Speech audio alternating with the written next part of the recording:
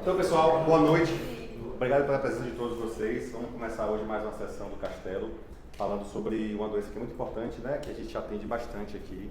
Queria agradecer muito a doutora Rafaela, que é onco-hematopediatra, e vai discutir esse caso e apresentar essa aula para a gente hoje, tá bom? Obrigado. Valeu, Rafa. Só pedir desculpas porque essa aula já estava marcada há algum tempo e no outro momento eu não pude, porque eu estava retornando de uma viagem. Tá. Bom, gente, como o Lucas colocou um título todo bonito que a gente fez, né? No cardzinho, a gente vai falar, além da dor, sobre essas emergências silenciosas relacionadas à anemia falciforme. Pode passar. E, de fato, o que a gente já sabe, né? Que é uma doença hereditária, mais comum no Brasil, que a gente sabe que tem a questão da miscigenação relacionada. Então, as etnias, né? Principalmente os negros e pardos, há um maior acometimento e um maior número de casos, mas a gente sabe que por conta da miscigenação existem muitos brancos que se acham puros, mas que de fato, pela questão da miscigenação, pode também ter a doença. Então, a coloração de pele não diz muito do que a gente traz como informação genética, né? No Brasil, a gente tem cerca de 3.500 crianças que nascem por ano com anemia falciforme. Aí eu tentei trazer todos esses dados para a gente poder ter uma leitura melhor do que a gente vai enfrentar. E na Bahia, 1 em cada 100 nascimentos são portadores de anemia falciforme. Então, assim, nossa cidade é uma área que é uma área considerada endêmica, uma área com uma epidemiologia rica de casos. Essa foi a minha pesquisa na época do meu TCC da faculdade, e a gente tem muita criança perdida no sistema, porque muitos, né, se perdem ao longo dos anos, desde o diagnóstico até as complicações que porventura vão evoluindo. Não, pode voltar um pouquinho. 70% tem uma forma grave, que é essa homozigose, que é a hemoglobina SS, né? A gente tem a heterozigose composta, que podem se ligar tanto a SC, quanto também a alfa ou beta talassemia.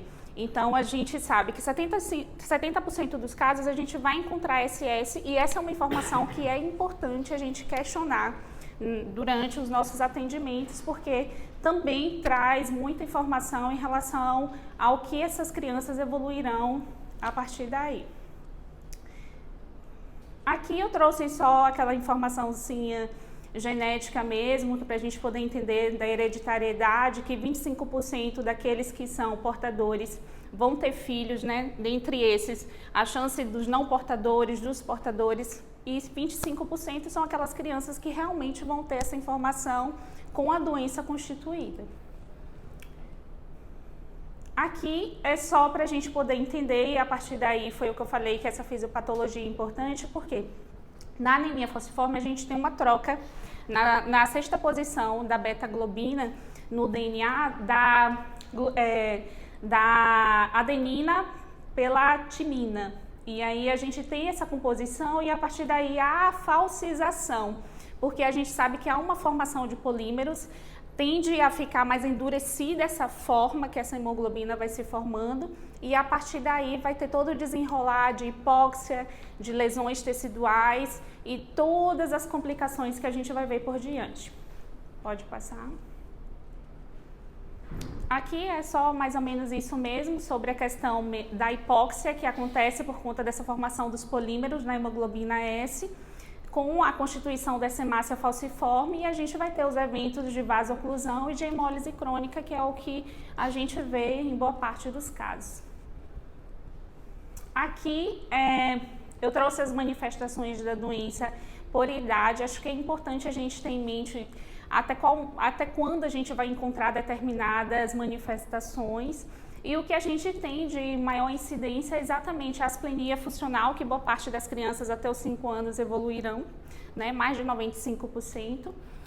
A alta esplenectomia também acontece, mas a morte súbita por septicemia, o sequestro esplênico, a dactilite, que aí entra nas doenças vaso-oclusivas e a dor, né, propriamente dita, e a síndrome torácica aguda, que é o que vocês têm visto também na emergência. Então, a gente vai discutir cada um desses pontos com alguns insights para a gente poder ficar ligado quando aparecer algum paciente.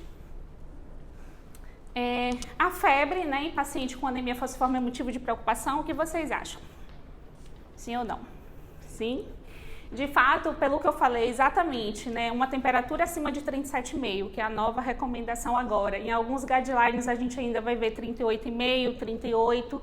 Então eu modifiquei porque é conforme a nova recomendação da Sociedade Brasileira de Pediatria. Associada a um portador de anemia falciforme, a gente tem explicitamente uma emergência clínica constituída. Então, a gente precisa entender que é um paciente com asplenia funcional, é um paciente considerado imunossuprimido.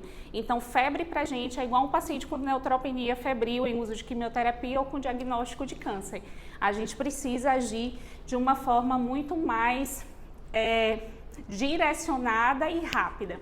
Então, de fato, a asplenia funcional, né, a gente precisa considerar as infecções que constituem a principal causa de mortalidade nessas crianças e correspondem por até 30% dos óbitos em menores de 5 anos. Por isso, por que as crianças menores de 5 anos fazem uso de penicilina oral?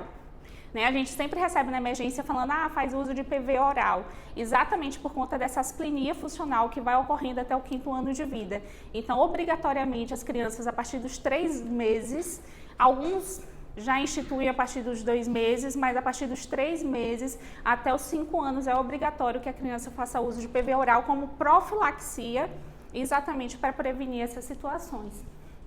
E na asplenia funcional, a gente tem o quê, né? O nosso baço, ele traz algumas informações, ele é um filtro. Então, de fato, quando há o acometimento por conta dessa hemácia que é falcizada, a gente tem, consequentemente, uma diminuição da opsonização das bactérias.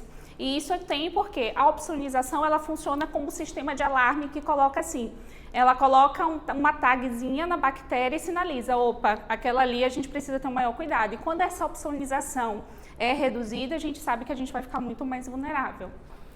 Então, consequentemente, ocorre diminuição da fagocitose, morte celular também ineficaz.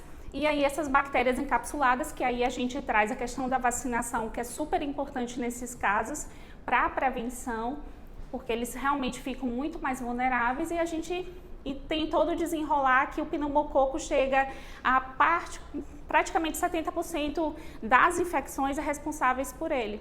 Ele é responsável por boa parte das infecções. Então, a gente precisa ter uma atenção maior. Acho que isso nos direciona em relação ao nosso tratamento, de pensar nele, no nosso direcionamento de esquema antimicrobiano. Então, a gente precisa entender, pneumococo 70%. A criança é vacinada, mas mesmo assim a gente precisa ficar atenta. E outra questão é o Haemophilus influenzae, que a gente sabe que é uma bactéria gram-negativa, que a gente também precisa ficar atento. E ela também entra na proteção da vacinação. Mas a gente precisa cobrar, precisa ver cartão para a gente poder direcionar. Pode passar. Em relação ao risco de sepse, né, uma urgência clínica, como eu falei, a gente precisa considerar esse paciente como imunossuprimido e a intervenção médica deve ser precoce. E a partir daí, todo paciente febril precisa ser considerado com risco elevado.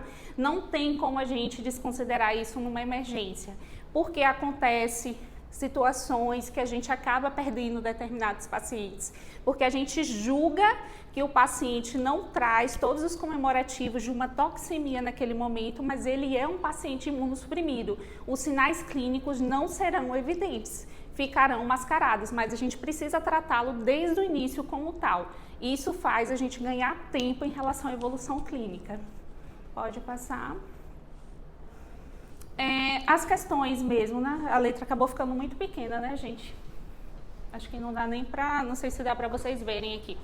Em relação ao que eu coloquei de alguns insights, né? A gente sabe que essas evoluções vão ser graves, propriamente dito, imunossuprimido, não tem como ser diferente. Os patógenos mais frequentes, além do pneumococo, do Haemophilus, eu coloquei, né, a Neisseria meningitidis, a salmonela. Por que a salmonela? Porque ocorre uma translocação bacteriana e isso vai para a corrente sanguínea e a gente precisa pensar. Então, boa parte dos casos também são relacionados com essa vasoclusão da microcirculação intestinal e a gente não pode desconsiderar não seria uma infestação, mas seria uma infecção generalizada por salmonela também, né? Faltou, na verdade, um L ali, viu, gente? Outros que a gente precisa considerar é o Mycoplasma, o Staphylo aureus, a E. coli e o Strepto também, Piogênes, porque a gente precisa levar em consideração que são realmente vulneráveis por conta da parte óssea, né? A gente precisa cobrir isso mais à frente. Pode passar. Em relação a algumas orientações, então, pronta administração de antibiótico de amplo espectro, isso aqui acho que vocês, né, já estão cansados de saber em relação a essa questão da imunossupressão. E a gente, se tiver um foco, óbvio que a gente vai direcionar conforme a evolução daquela criança. As crianças não toxemiadas ou com temperatura inferior a 38,9, com uma contagem leucocitária normal em relação ao nível basal, devem ser tratadas por via intravenosa. Eu quis colocar essas questões porque eu acho que isso traz muitas discussões. A gente sempre acha que uma criança bem estável, que ela poderia ficar com antibiótico terapia oral e poderia ser direcionada para o seu domicílio. Mas nem sempre isso ocorre. Então, imunossuprimido, nessa situação da anemia falciforme, a gente precisa fazer antibiótico terapia venosa por 24 horas, ser reavaliado em seguida, para a partir daí avaliar se tem condições ou não de ir para casa. Então, querendo ou não, a estabilização vai ficar um pouco mais recheada desses casos, mas a gente precisa realmente ter essa posição de garantir que esse tratamento ocorra da melhor forma. Nos casos que evoluam a febrise clinicamente estáveis, podem ser liberados com antibiótico oral e reavaliação em 24 a 48 horas. Então, quem estiver no plantão, no dia seguinte, o prescritor vai poder dar essa alta. Considerar a suspensão do antibiótico na criança em bom estado geral, a febril por 48 horas, sem detecção de foco infeccioso e com resultado de culturas negativas. Aí entra o nosso grande dilema, porque a gente não tem 48 horas essas culturas, né? É o ideal. A gente vai ver mais à frente que em crianças bem pequenas, pelo menos em menores de 3 anos, o ideal é que a gente garanta que ele permaneça até que saia o resultado da cultura. Mas na maioria das vezes a gente vai considerar os sinais clínicos e a ausência da febre. Jamais suspender um antibiótico na presença de febre persistente ou recorrente, principalmente se associada à dor, né, à vasoclusão. Pode passar. Aqui, em relação à suspeita das infecções osteoarticulares, a gente considerar tanto a salmonela como o estafilococcus. Toda criança menor que 5 deve permanecer internada até os resultados de culturas. Isso aqui é um pouco na literatura que traz uma certa dinâmica assim, de discussão, porque alguns colocam 5, outros 3. Acho que o que vale mais é o bom senso mesmo, da gente entender como foi a evolução daquela criança. A avaliação complementar para a gente poder sempre fazer. Acho que os meninos que trabalham na UTI, eu sempre bato na tecla em relação a isso, porque em anemias hemolíticas a gente precisa realizar uma triagem bem específica e a gente não vê isso na prática, a gente esquece da hemólise, né? E a gente precisa fazer. Então, além das provas inflamatórias que a gente colhe, a gente precisa ter um perfil hepático bem estabelecido, a gente precisa lembrar das duas culturas, né, das duas amostras, porque isso também traz um dado importante em relação ao que está sendo colonizado, o que está crescendo rapidamente. A gente precisa fazer o sumário e urocultura se aquele paciente não tem um direcionamento em relação aos sinais e sintomas, e a gente precisa considerar a coleta do líquido naquelas crianças que são toxemiadas ou se houver suspeita de meningite, principalmente no primeiro ano de vida. Então, aquele um tanto mais irritado, um mais sonolento, a gente também precisa considerar essa coleta. A gente precisa realizar oximetria de pulso, gasometria se indicada. Isso daqui, né, a questão de monitorização vai ser importante no direcionamento. Tem algumas coisinhas que traz dados importantes em como a gente vai manejar esse paciente. Os exames de imagem, radiografia de tórax ou de outros locais, a depender de como for esse direcionamento, e avaliar sempre a possibilidade de outras complicações em conjunto. Então, o paciente com STA pode abrir exatamente com um quadro já de sepsia ou choque, né, séptico, a depender da evolução. É uma crise aplásica que a gente vai ver lá o parvovírus B19 coladinho, e a gente precisa pensar nisso nesses pacientes que são vulneráveis. E também o sequestro esplênico, porque eu já peguei paciente na UTI que não foi manejado como tal e coincidentemente 2 chegaram no meu plantão. Então a gente precisa também ter essa noção que são pacientes que abrem como se fosse um quadro de infecção e na verdade é um sequestro esplênico. Vamos passar. Gente, minha voz vai falhando mesmo, mas é porque eu vou cansando. para falar, viu? Em relação a uma outra causa que é associada exatamente ao aumento da mortalidade, a gente vê com muita frequência na emergência, e eu acho que é uma das coisas que me deixam mais triste.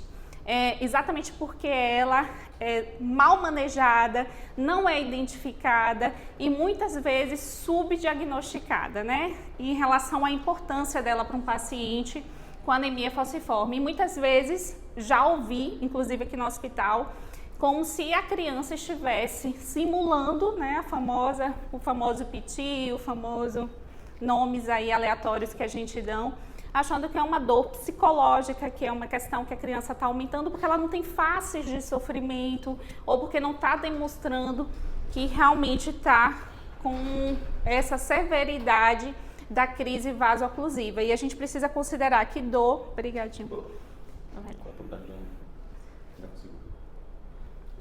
Acho que vai. Ah, não, tá redondinho, né? A gente precisa considerar que dor é algo subjetivo e eu trato isso nos cuidados paliativos o tempo todo em relação ao manejo da dor. E ainda mais quando a gente tem uma fisiopatologia, a gente precisa lembrar daquela formação dos polímeros, que isso vai levando a vasoclusão, vai trazendo microtraumas, vai fazendo uma lesão tecidual intensa, e a gente precisa lembrar disso ao olhar para a face de uma criança e julgar que de fato ela não esteja sentindo aquela dor naquela intensidade. Então, considerando todos esses fatores, a gente sabe que a dor é a complicação mais frequente na doença falciforme. Todo mundo já recebeu algum falcêmico na emergência com crise dolorosa. E a maior causa, né, de atendimento a emergências é em relação aos portadores da AF. Pode passar. Geralmente é uma dor de início súbito, inesperada, uma dor de intensidade variável, isso vai de cada portador em relação às comorbidades associadas à própria doença. É uma dor, geralmente, que isso aqui é importante a gente ter como insight, que ela é bilateral e assimétrica, e simétrica em 60% dos casos, mas ela pode acontecer, né, de forma unilateral, pode trazer assimetria, pode ter sinais clínicos inflamatórios associados a um edema, um rubor local, uma alteração de calor. Então, a gente precisa ficar atento. As principais regiões, joelhos, coluna lombosacra, cotovelo e região femoral, geralmente são as mais relatadas. E as crises podem ser desencadeadas por qualquer coisa.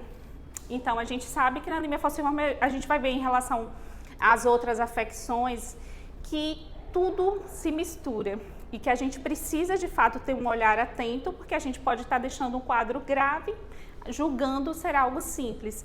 Então, pode ser desencadeado por uma infecção, por uma acidose, pela hipóxia, que vai aumentar muito mais a polimerização, a desidratação, a exposição ao frio e até mesmo os aspectos emocionais relacionados. Aqui eu fiz esse recorte de novo em relação a essa liberação de citocinas, histaminas, leucotrienos, para a gente lembrar, porque isso daqui eu acho que é importante nesse processo. E chegou o paciente com anemia falciforme, a gente tem que lembrar disso para a gente poder realmente valorizar os sintomas dele. Lembrando da necrose vascular, aumenta a pressão intramedular e essa dor é realmente intensa. É como se estivesse contorcendo o osso, é o que eles relatam. A dactilite é a mais frequente e prevalente em menores de 5 anos. Não sei se vocês já viram a dactilite.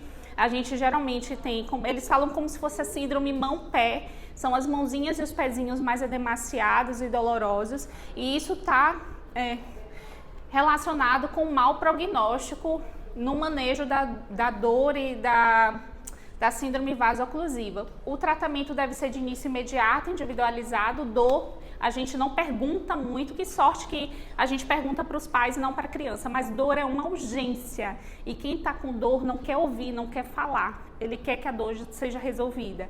Então, primeiro a gente melhora, institui a analgesia adequada, depois a gente vai em busca em relação aos outros sinais clínicos para melhor manejo. As bases terapêuticas incluem a analgesia eficaz, a hidratação, que eu acho que é algo que a gente peca muito, que a gente esquece, porque a gente institui a analgesia em alguns locais, até por outras vias, sem ser a via endovenosa, esquece de instituir uma hidratação, porque a gente está lidando com uma vasooclusão. as células das hemácias estão ali brigando entre elas na corrente sanguínea para passar. Então, a gente precisa lembrar disso e instituir uma hidratação também no volume adequado, porque depois a gente vai ver a importância disso. E pensar nos outros fatores, desidratação, infecções, entre outras coisas. A hidratação sempre pensando no Holiday, evitar a hiperidratação. A bomba desse paciente é uma bomba ruim, né? Então a gente também não pode jogar muito volume porque ele não vai saber lidar. E uma hiperidratação também pode precipitar um STA pela congestão. Então a gente precisa realmente ter isso bem equilibrado. A analgesia deve ser escalonada. Se o paciente chega em uso já de uma analgesia de casa, então a maioria deles já recebem uma recomendação para fazer uso do ibuprofeno. Não sei se vocês já viram, já receberam algum na emergência. Então eles já fazem as gotinhas de ibuprofeno em casa e quando chegam aqui a gente precisa escalonar. Não dá para a gente colocar um semelhante, né? Porque a gente está numa emergência. Então a gente precisa ter noção que isso já foi iniciado em casa, ajustar a dose e tentar avaliar a melhor associação, inclusive com opioide, para um melhor controle da dor. E isso deve passar por reavaliações periódicas, né, de 20 a 30 minutos, para a gente obter a analgesia plena. Você começar logo pesado? Agora. Acho que já vai chegar. Mas o que a gente tem, a gente vai escalonar conforme o nível de dor. Então, a gente faz aquela escala... assim, né? Depende do que a gente for aplicar. O ideal é que a gente aplicasse realmente algo, mas o que a gente faz é a escala numérica, na maioria das vezes, porque por faces na emergência, na correria, não dá para você avaliar ali, né? Com exatidão. Então, a gente faz a gente escalona conforme 1 a 3, 3 a 6 e 6 a partir de 6 a 10. E é no 6 a 10 ou do 3 a 6 que a gente entra com opioide. Mas aí tem um manejo que eu vou orientar. Uma das coisas que sempre me perguntam, e eu já recebi algumas mensagens de alguns de vocês que trabalham na emergência, é em relação à transfusão. Como fazer? Né? No paciente com anemia falciforme, uma das minhas grandes preocupações que eu sempre falo, alíquotas pequenas, e a gente precisa entender quando esse paciente realmente precisa de transfusão, porque também transfundir nem sempre é a melhor opção. E a gente sempre faz maior que 2 gramas por decilitro, né? Menor em relação ao basal dele, porque isso vai trazer uma complicação maior. E a gente também precisa pensar aqui, uma hemoglobina que esteja menor que 5, esse paciente vai ter muito mais sintomas, né? Vai estar descompensado da parte hemodinâmica e a gente precisa elevar até um nível de segurança próximo do basal. Então, perguntas que a gente sempre tem que perguntar. Fez analgesia em casa? Se é o primeiro episódio de dor ou não dele, se já teve outros e como foi o manejo. E uma grande... qual o subtipo da anemia falciforme dele, que a maioria das mães vai saber informar. E em relação à hemoglobina basal daquela criança, elas também são informadas lá em Salvador, qual o valor dessa hemoglobina basal e que elas precisam repassar isso sempre à emergência. Então, são informações úteis que a gente precisa ter em mãos. Pode passar. É aqui, é essa que eu coloquei. AC é analgésico comum, então uma dor graduada de 1 a 3, a gente inicia com analgésico comum, paracetamol, dipirona, e a gente suspende após 24 horas sem dor. Então, na maioria das vezes, essa vai ser uma dor manejada em casa, uma dor leve, né? É aquela criança que nem chega aqui na emergência muitas vezes. Uma dor graduada de 3 a 6, a gente sabe que é uma dor que já vai de leve a moderada, e isso vai instituir tanto analgésico comum já fixo de 4 em 4, um anti-inflamatório de 8 em 8 horas associado, e após 24 horas sem dor, a gente vai descalonando. Então, a gente tem a mania, às vezes, de instituir a analgesia e já tirar de cara, porque o paciente controlou. No paciente falcêmico, não, a gente vai descalonando periodicamente.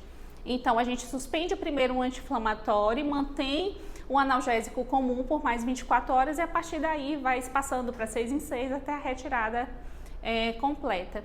E uma dor graduada de 6 a 10, a gente vai instituir os 3 passos.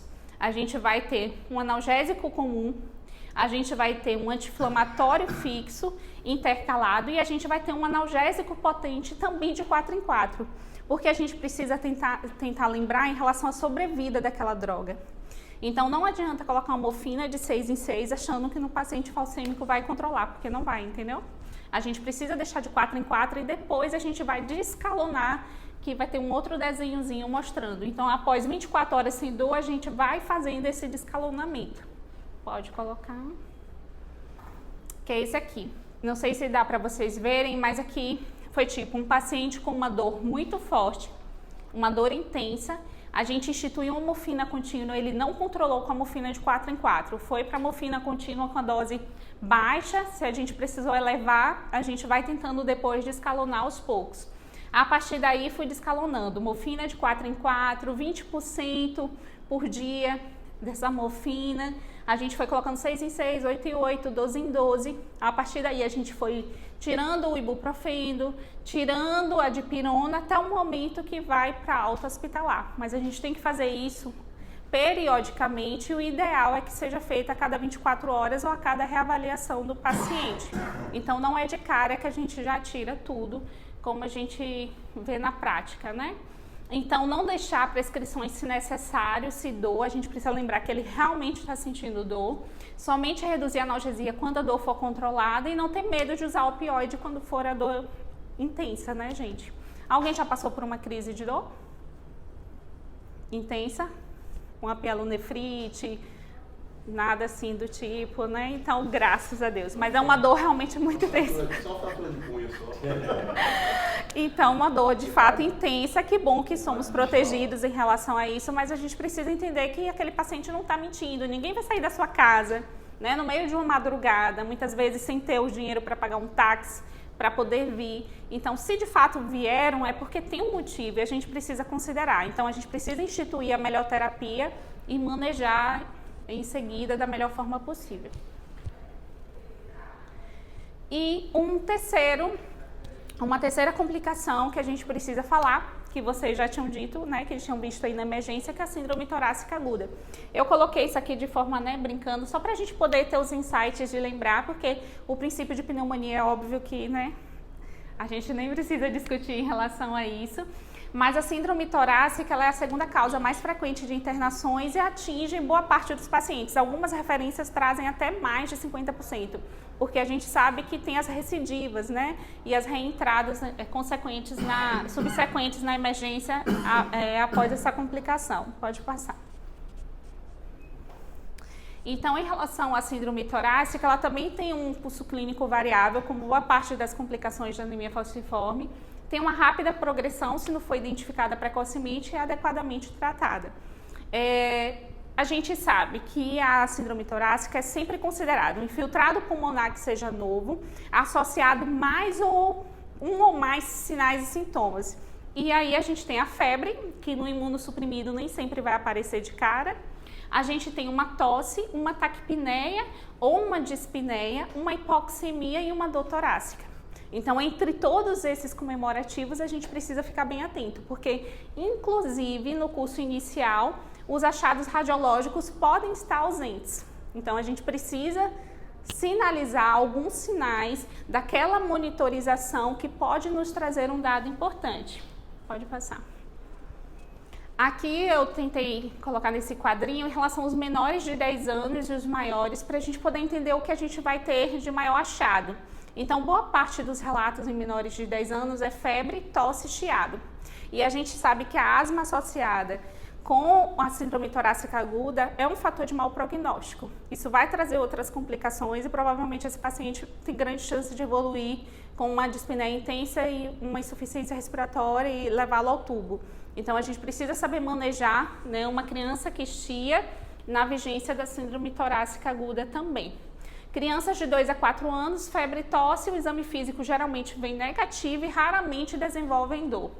Nos maiorzinhos, a gente tem uma criança que é afebril, com falta de ar, com calafrios e uma dor grave em 50% dos casos, que na maioria das vezes chega só com dor. Então, o paciente chega com dor, é um paciente que a gente não deixa sozinho, largadinho, é um paciente que a gente está em cima, que a gente está hidratando, que a gente reavalia em 30 minutos, que a gente cobra o hemograma se saiu ou não, porque é um paciente que está com predisposição a evoluir de forma grave. Então, gente, paciente com dor, Um paciente falcêmico com dor não é paciente para a gente poder atender os outros tranquilamente. É um paciente que fica perto da sua portinha do consultório, porque ele pode complicar a qualquer momento. Pode passar. Aqui, em relação a algumas orientações do que a gente vai colher, e aí a gente tem os exames comuns, semelhantes na nossa triagem, a gente faz a triagem completa para todos praticamente. E na oximetria de pulso, em relação ao STA, vai ter um dado importante. Na maioria das vezes, como há uma oscilação em relação a essa hemoglobina da criança falcêmica, essa oximetria nem sempre é confiável. Mas para a gente saber de fato se que esse paciente está passando por uma hipóxia real, a gente precisa colher uma gasometria e avaliar o valor da PaO2 dele. Porque isso vai realmente nos trazer um dado fidedigno e a gente vai manejar adequadamente esse paciente. Então, a melhor forma de você realmente ter um diagnóstico bem feito de uma STA é você comparando em relação à hipoxemia do paciente. Eu acho que, porque muitas vezes a gente trata uma pneumonia comum com STA por questão mesmo do nosso receio da evolução. Mas poucas vezes a gente tem de fato um paciente com STA bem definida, né? Então, acho que é um dado que a gente precisa ter em relação a isso e deixar nos nossos protocolos bem instituídos, para a gente não deixar passar.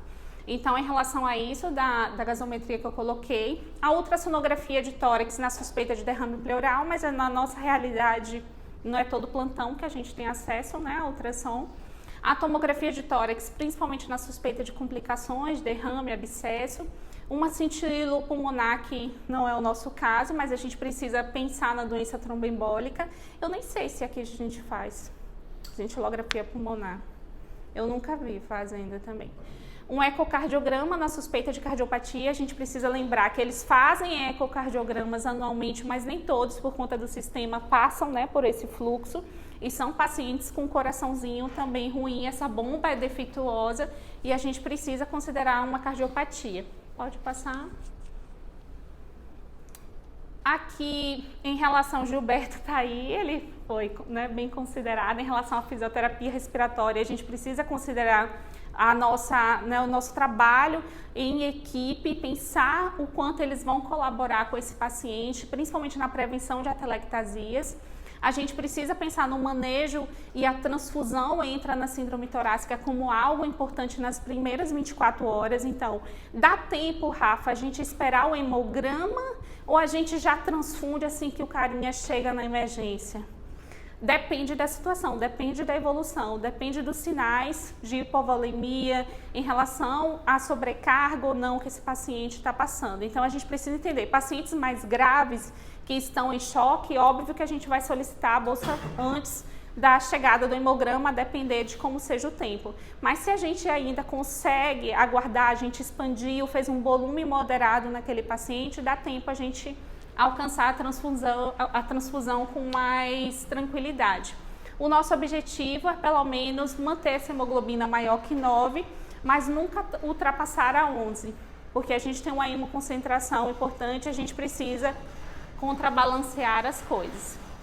Aqui em relação aos germes e o que eles colocam, né, que a gente, isso aqui vocês já sabem, acho que o Lucas sempre bateu para vocês na emergência direitinho, em relação à cobertura com a cefalosporina e associação com macrolíder, o que a gente sempre faz para tentar ampliar e proteger esse paciente da melhor forma possível. E uma das coisas que a gente precisa considerar é que se houve uma piora clínica ainda no seu plantão, com um esquema básico, foi um paciente que já tem uma história prévia de STA, que é um paciente com reinternações frequentes, a gente precisa associar também um antibiótico de amplo espectro e pensar principalmente na vancomicina associada, né, para Staphylo aureus. Pode colocar. Aqui, acho que Ara, não sei se ela está assistindo, né?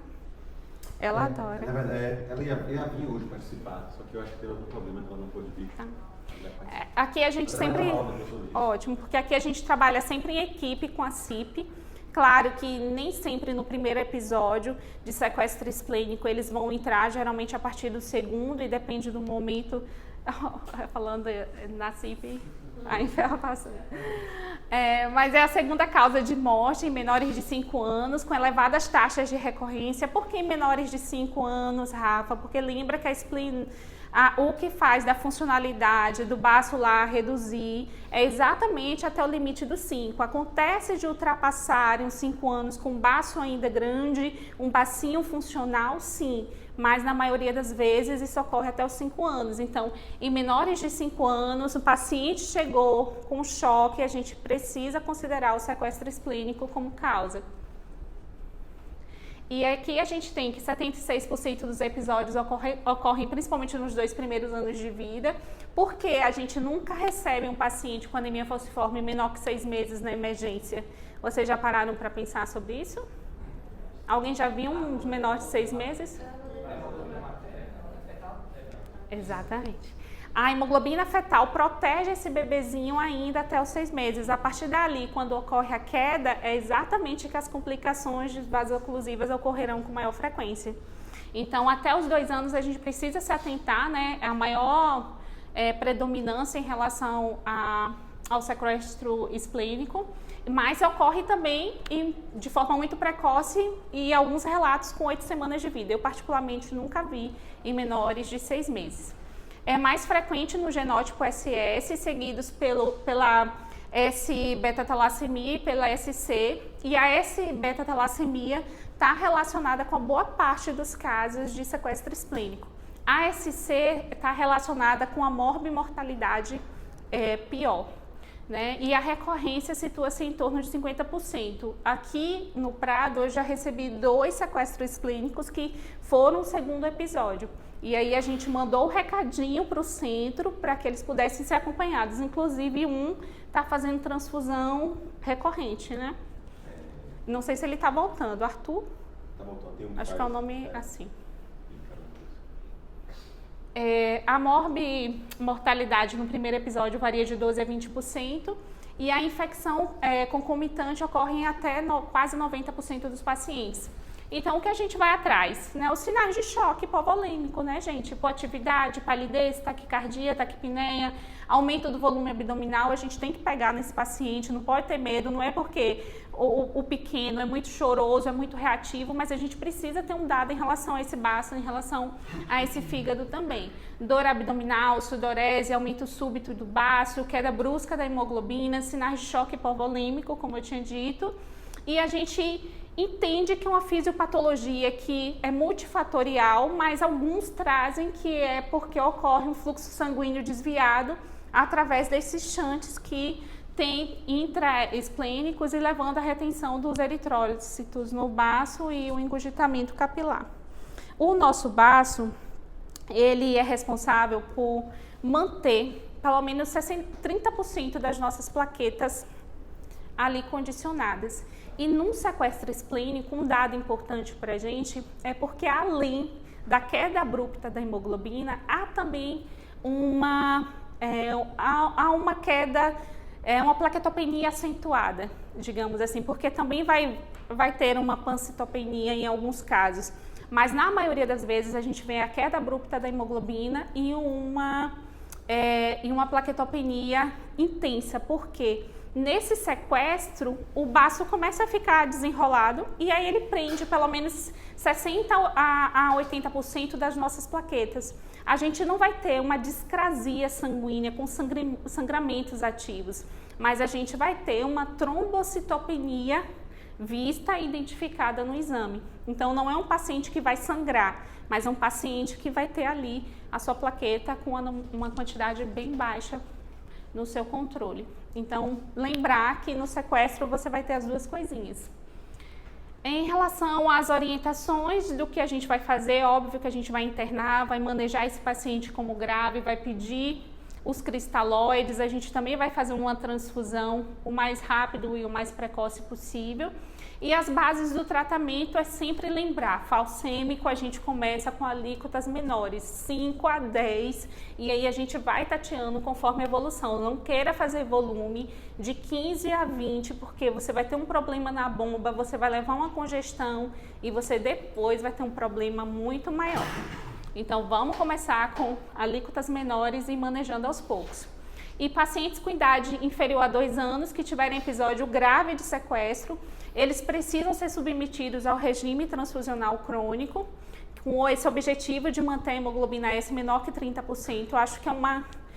Assim, eu nunca tive essa discussão contigo, mas acho que é importante pensar em ter uma eletroforese de hemoglobina disponível aqui na emergência, porque isso é um dado importante para que o hematologista ou para que a equipe que vai acompanhar até mesmo na enfermaria venha avaliar. Porque os pacientes que tiverem uma quantidade maior de hemoglobina S, consequentemente manterão mais sintomas e permanecerão na unidade por mais tempo. Então, a gente precisa diluir até que a esplenectomia possa ser considerada após essa idade, porque a gente precisa ter o esquema das encapsuladas realmente bem feito. Pode passar. Aqui é um caso clínico que eu trouxe, mas se vocês tiverem perguntas, podem ir falando, tá? Para a gente poder tornar isso mais dinâmico. Mas alguém leia, Lucas, por favor, que aí vai dar um descanso na minha voz. Que hoje eu já falei demais durante o dia. LAO, idade 3 anos, sexo feminino, diagnóstico prévio, anemia falciforme, SS, confirmado no teste do presente. Em uso regular da hidroxiureia há 6 meses. Histórico de 2 internações anteriores por crise vaso-oclusiva. Realizou esquema vacinal completo, inclusive com pneumo 13 e pneumo 23. Uso regular de penicilina profilática bioral. Passa. Pode passar. Queixa principal: dor intensa nas pernas e ficou muito prostrada hoje. História da doença atual: início a 24 horas de dor nas pernas, principalmente fêmur e tíbias, e irritabilidade. Nas últimas 6 horas, apresentou palidez acentuada, letargia e sonolência. Mãe refere que a urina está escura e a criança não está comendo nada. Sem febre referida, mas não foi aferida em casa. Apresentou vômito isolado e evacuação pastosa. Exame físico. Estado geral extremamente prostrado. Pressão arterial de 75 por 45 milímetros de mercúrio, com hipotensão. Frequência cardíaca de 162 batimentos, taquicárdica. Frequência respiratória de 30 impulsões por minuto. Saturação 94 em ambiente. Temperatura de 38,5 graus centígrados. Perfusão periférica lenta, 4 segundos, extremidades frias. Mucosas muito pálidas. Fígado e baço não palpáveis. Dor presente a palpação dos membros inferiores. Peteques equimosas, sim, 3 anos. Uhum. E aí? Quais exames solicitariam, até sair dos exames, instituiriam alguma conduta? E aí, gente? O que vamos ouvir? Você já está séptica. Aí é volume, aí é antibiótico terapia precoce, tudo aquilo. Mas se não tivesse o dado da febre, a gente ouvindo o primeiro relatinho da mãe, que não tinha febre, ela não aferiu em casa, a gente pensava o que ali? Com sinais de choque, sem febre, 3 anos, a gente ia pensar no quê? Inicialmente, vocês iam pensar em alguma coisa além da sepse? Se não tivesse febre associada? Exatamente, é uma possibilidade. A febre, acho que foi um dado que foi nos direcionando, né, em relação a isso, e a gente foi construindo o nosso pensamento. E aqui os exames. Hemoglobina de 5, leucócitos 1.800, neutrófilos 700, plaquetas 55.000, reticulócitos 0,2%, PCR 8,5%, provas de função hepática e renal normais, glicemia capilar 68%, hemocultura coletada, aguardando os resultados. E aí, o que vocês acharam desses resultados? Ele estava em uso de quê em casa? Quais foram as medicações que essa criança... É uma coisa que a gente precisa considerar, porque a hidroxiureia, ela também traz uma mielotoxicidade. E a gente vai ter repercussão, provavelmente, em relação a isso. Porque eu acho que não foi... essas alterações não foram secundárias à hidroxiureia. Primeiro, que ela não leva uma pancito, ela geralmente faz uma leucopenia e uma plaquetopenia, mas ela não induz a uma queda abrupta da hemoglobina, então tem um outro fator secundário associado e a gente tem que pensar no germe que a gente vai, né, direcionar em relação a isso. E um dado no paciente falcêmico que a gente precisa, e aqui a gente não faz coleta com frequência dos reticulócitos, porque isso direciona o hematologista também no que ele vai pensar e raciocinar em cima desse paciente. Porque a reticulocitose, para mais, a gente vai pensar que essa medula está extremamente reativa. Quando ocorre o contrário, a gente vai entender que ela não foi estimulada. Então, tem algum outro fator que está bloqueando. Vamos passar para a gente ver. E aí, em relação ao provável diagnóstico, vocês acertaram. E vocês acham que tem uma sobreposição de diagnósticos? É algo simples que a gente vai conseguir manejar com antimicrobianos? Vamos passar para a gente poder ver. Então, aqui a gente tem uma sepse em paciente com anemia falciforme com pancitopenia. Então, imagina a imunossupressão e o quanto a gente precisa se adiantar em relação às condutas e esse manejo, expansão, fazer tudo o que é preciso, porque esse paciente chocado, para ele sair do choque vai ser difícil, é um paciente com bomba ruim, é um paciente com imunossupressão severa. Então, se a gente não se antecipar e dar um passo a mais, esse paciente não vai voltar. E é um paciente que vai falecer no meio da madrugada. Então, a gente precisa realmente se atentar.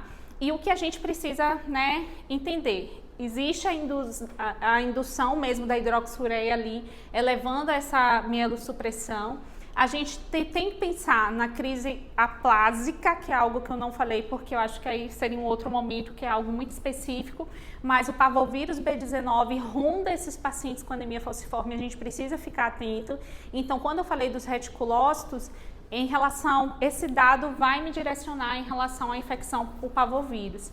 E pode haver uma associação entre a infecção viral e a infecção bacteriana secundária, provavelmente, né? Vamos... Aqui, a conduta imediata é exatamente o que vocês falaram. Estão prontos para receber esse paciente um dia na emergência, né? Direcioná-los da melhor forma possível. Então, a gente sabe que a emergência absoluta é um sepse imunossuprimido mesmo, imunocomprometido. A gente precisa fazer a estabilização hemodinâmica e a ampla cobertura nesse paciente, né? E pedir a Deus para segurar. Aqui são algumas referências, eu coloquei já o link, quem quiser tirar foto ou um print, por quê? Desde a minha época da residência de pediatria lá no EC, os meus antigos hematos, e aí Lucas conhece, inclusive um que faleceu, né? Que era o hemato. Faleceu há bastante tempo já, porque eu esqueci o nome dele também. Mas porque tem Ana Flávia e hoje em dia tem Monique, né? É porque você é mais antiga que eu, não sei se eu não... Ah, tá bom. Eu já ouvia teu nome. Você abriu o EC, mas tudo bem, Lucas. Vamos considerar a sua idade.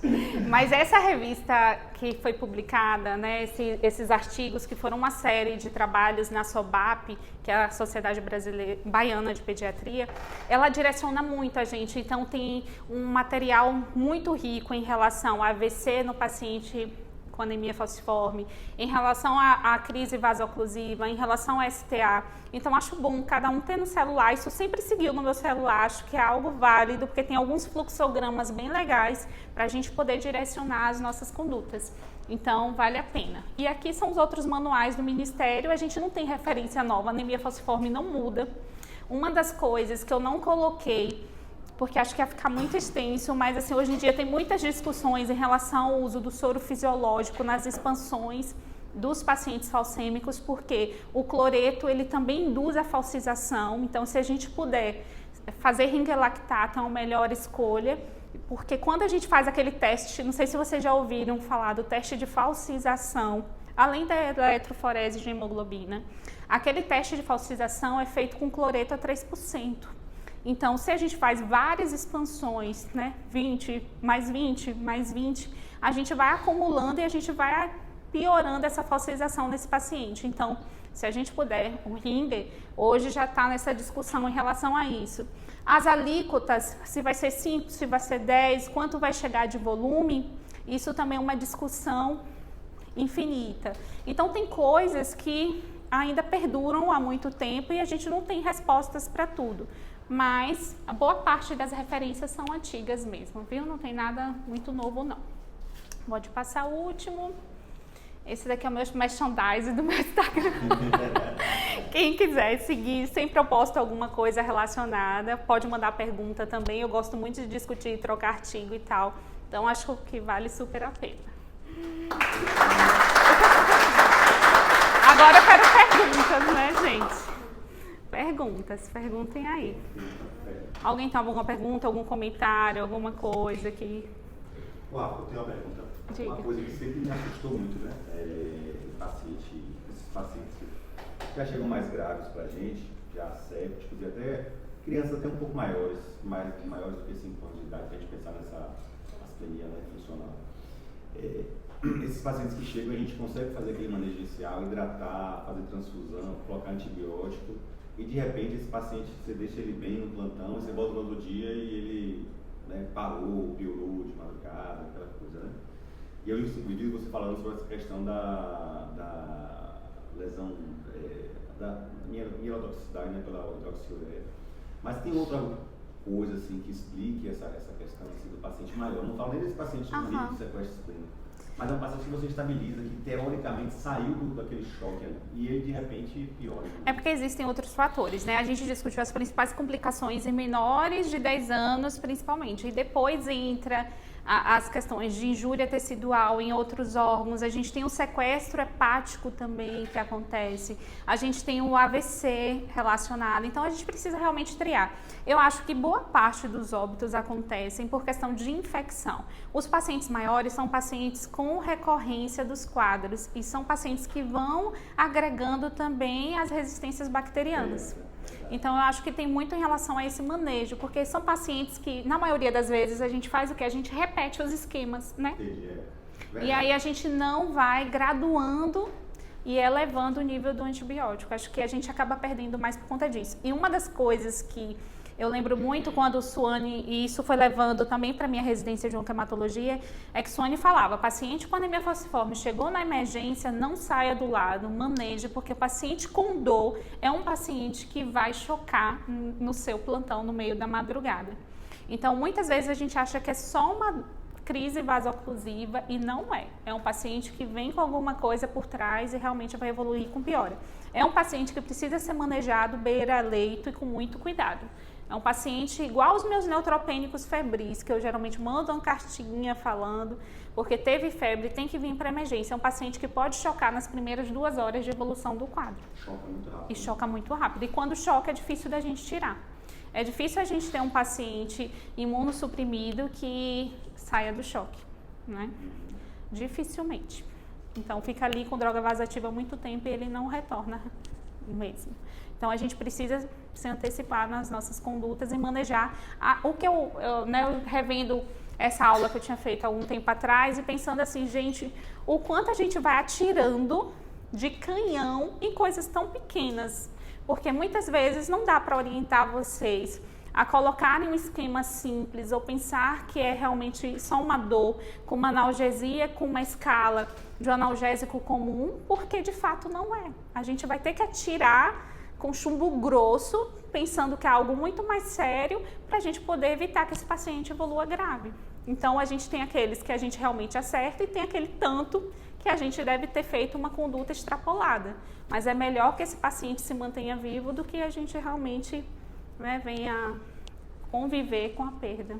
Acho uma coisa que você falou também que combina um pouco com essa tendência atual do início da droga vasoativa mais cedo, né? Exatamente. Porque hoje em dia se recomenda você ter fazer essa tentativa, né, de hidratação. O paciente que tem anemia falciforme, como o Rafa falou, é um paciente que tem uma bomba ruim, né? Então não adianta também a gente ficar muito volume. O paciente está chocado e tentar iniciar a droga o mais cedo possível, né? Adrenalina mesmo, né? Exatamente. E porque a gente pensando que é um paciente que ele já tem fatores predisponentes para uma congestão. Um paciente com STA para ficar congesto é muito rápido, porque a fisiopatologia da doença já contribui. Então não dá para a gente ficar fazendo 40 ml quilo e aguardando evolução. Não, é fazendo 20 ml quilo de expansão, se não melhorou, droga vasoativa. Então, o ideal era que a gente tivesse realmente um eco funcional, né? Que a gente pudesse sempre, quem sabe um dia a gente, né, já vai ter esse aprimoramento todo. Mas é o ideal, principalmente para esses pacientes que têm a bomba ruim. Esse manejo aí, ele casa bem com aquela aula que a gente teve de da avaliação, né, como tu antes, semana passada, que é aquela coisa da reavaliação constante, né, da avaliação do paciente, do aspecto transfundiu, porque isso é uma coisa que a gente tem que ter bastante cuidado, porque quando a gente está começando na profissão, a gente não tem muito essa vivência que é adotou medidas daquele paciente grave ali, a gente já fez nossa parte e vamos tocar o plantão. A gente vai aprendendo com o tempo que não. É o contrário, grave, né? Esquece o plantão. Você está com o paciente grave. Até você ter certeza que aquele paciente está tranquilo, está bem manejado, que o que você fez teve resposta, é importante que você fique com aquele paciente. Né? É muito mais importante você sair do plantão com todo mundo, né, bem conduzido e salvo, do que você passar o plantão, passei o plantão zerado, sem nenhuma ficha. Concordo, isso não quer dizer nada. Você pode passar o plantão com 10 fichas, mas se os pacientes estão bem conduzidos, se os graves estão bem conduzidos, isso é que é o mais importante, entendeu? E essa evolução muda, né? Muito rápido. É muito rápido. Então a gente faz a transfusão, mas de repente o paciente já está com gesto, já está estertorando, já é um paciente que rebaixou o fígado, que a gente já tem que fazer uma furosemida. Então a gente precisa manejar, a gente precisa reavaliar depois. Não é um paciente que a gente dorme tranquilo no plantão, né? Não dá. Então acho que a gente tem que ter essa... de trago e pós-transfuncional em pacientes falcêmicos? Sempre tem, né, na literatura, mas a trale, de certa forma, acaba sendo subdiagnosticada na maioria das vezes e não é direcionada, porque tem aquele nomezinho que é específico quando a gente... Notificado. Na maioria das vezes não é notificado, então a gente acaba perdendo mesmo esse dado. Mas não tem especificamente um estudo que direciona o maior índice de TALIS em falcêmico. O que a gente precisa, né, o ideal, a gente precisa trabalhar sempre pensando no ideal, é que seja uma transfusão com filtro, que é o desleucocitado, o ideal que seja direcionado em relação à pesquisa de antígenos para aquele paciente, mas nem sempre isso acontece, né? Aqui, infelizmente, a gente não tem. A gente tem que fazer para tirar o paciente da hipovolemia, né? A gente precisa conduzir da melhor forma. Não dá para a gente atrasar pedindo ao Hemoba que mande uma com filtro, porque não vai rolar, né?